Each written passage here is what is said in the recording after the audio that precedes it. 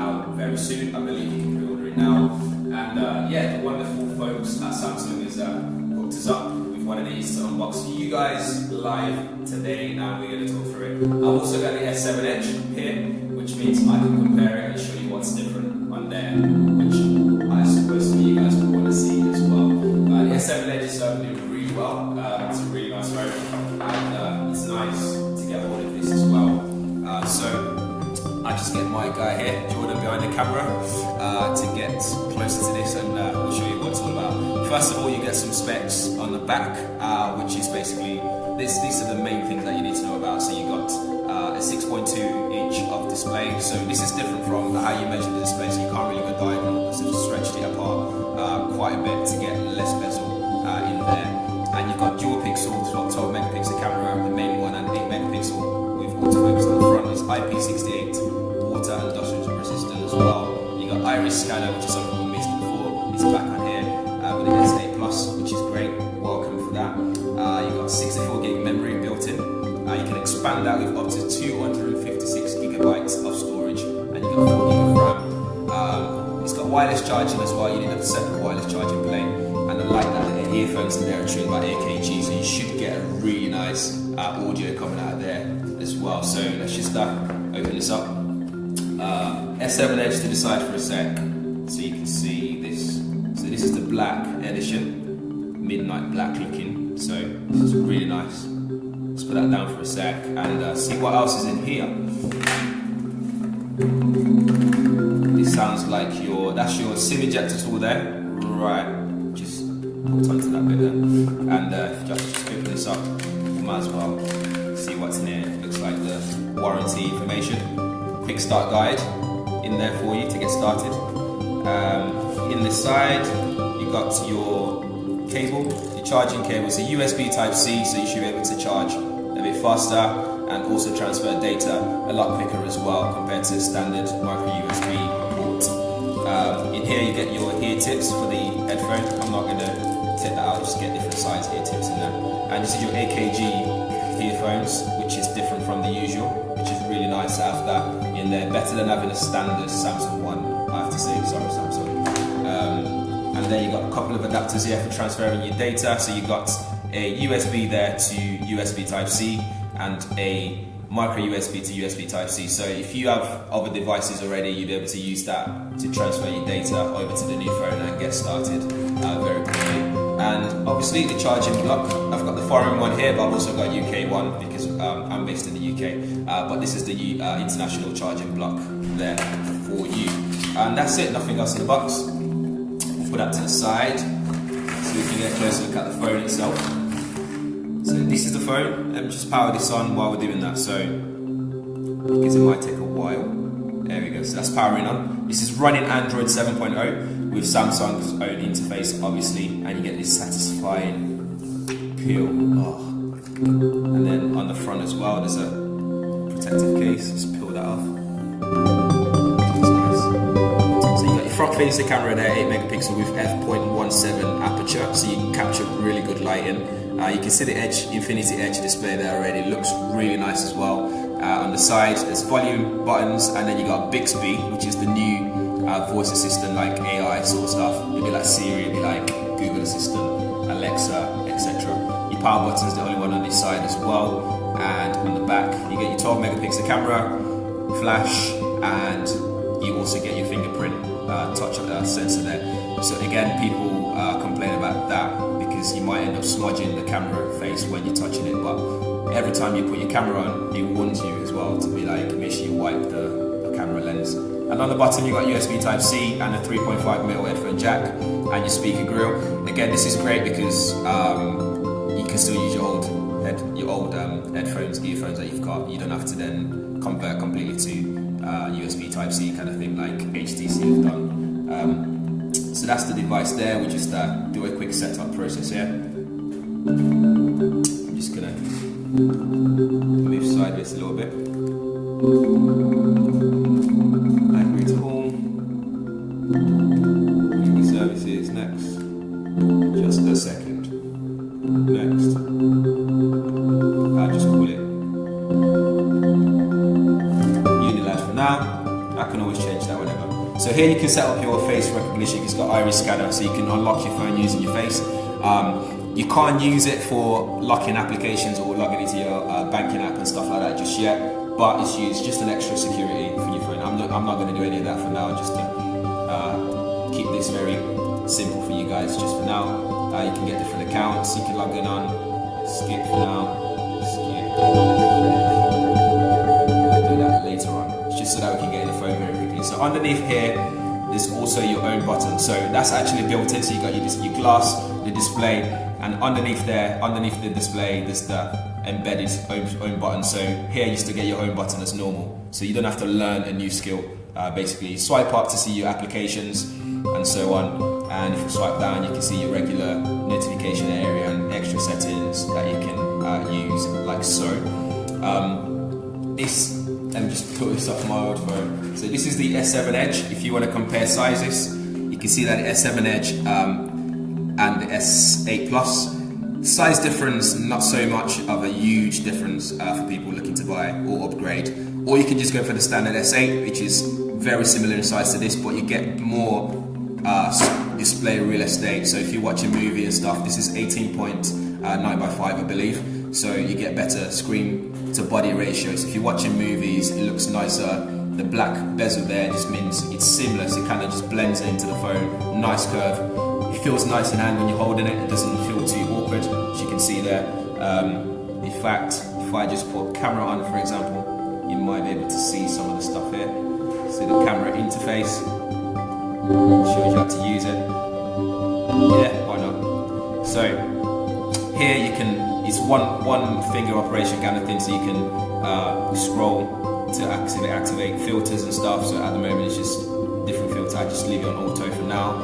Remove the effect. You can use this to zoom in and out of things. It's all on the screen, so you don't have to move away from the screen really. HDR's there. It's also got a multi-frame image processor, and what that means is it takes 3 pictures to stop blur, and you can see how quickly that focuses on my finger as well there, as you can see. Really nice and quick. Focus on that. And you can do things like, you can take it into your professional mode, so you can change ISO, you can change aperture, you can change your autofocus to manual, you can do your white balance as well, or exposure, if you want a bit of brightness to go over. You can see the focus area there as well, just moving in and out as you focus on different parts of your subject. So really nice there to have. Or you can just stick it on auto. For those who like to take pictures of food, there's a food mode as well. Selective focus means you can do that.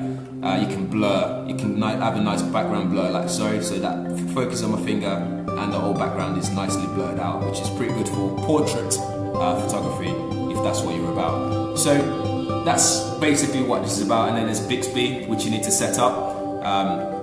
Bixby allows you to do things like set reminders. You can scan like a bottle of wine in a restaurant, and it'll tell you where to get it from. You can use it to control your fridge at home if you got it all nicely set up, and so on. But yeah, better camera, slightly better camera. It's still the same megapixel, but the technology is different, which means it still takes slightly brighter photos. But that's the S7 Edge next to S8 Plus. Let me just unlock this fingerprint. There we go. So you can see that. And I think this is not even under full screen brightness, so maybe I can turn this all the way up so you can see how bright this is. And out the box, this doesn't actually come up with the full the QHD Plus display. You have to change that in the settings so you get the full thing, but that might affect your battery consumption, so do bear that in mind when you do so. But yeah, really nice display, Infinity Edge. I'm loving that design, really nice. Jordan, have we got any cool questions on there that we can answer while we're here? Is the battery removable? Nope, the battery's not removable, but the Plus gives you 3,500 mAh battery, which is slightly bigger. If you get the standard S8, that's only going to be a 3,000 mAh battery, but that doesn't mean it will last you all day, because the processor in there is a lot more efficient, so it's not going to run down your battery as much as it would, because it's 10 nanometer processor in there, so, which is really good. Any more questions? We've got another few here. Is the phone waterproof? Yes, it's water and dust resistant, not proof. So this can be submerged in fresh water for 30 minutes up to 1.5 meters. And it's IP68 rated, so again, it's good for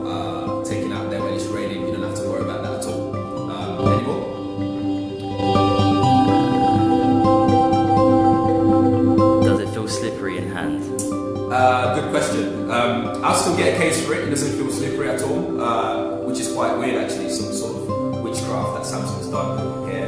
I forgot to mention earlier actually, the SIM card goes right at the top, which is also where the memory card goes. It doesn't feel too slippery in hand, but I still get a case for it though, just because it's a pricey device. You don't want to drop it, smash your phone, and then have to pay for another one. Yeah. Another one, what's the gigahertz of the processor? Oh, that's a good question. Actually, I have that written down because I don't remember on top of my head. It's an octa-core processor, Exynos processor in the UK version. Some markets will get the Snapdragon processor, but in this one you will get a combination of 2.3 gigahertz and 1.7 gigahertz, depending on which market you go though, because the other one might be a 1.9 gigahertz combination.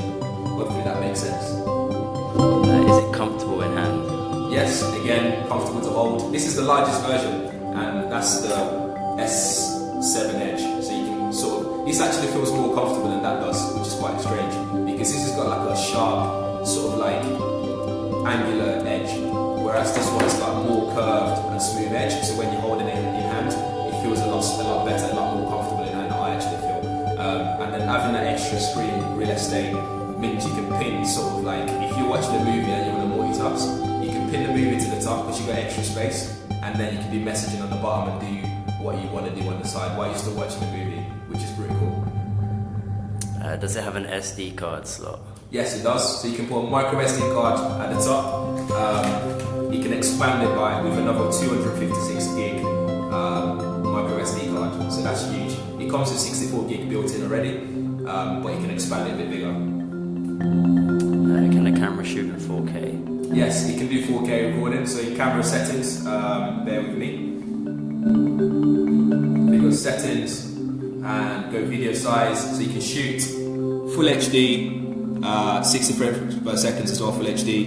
You can do UHD, which is 4K. You can do QHD, and you can go all the way down to VGA. So it's entirely up to you what you want to record and what you're recording for.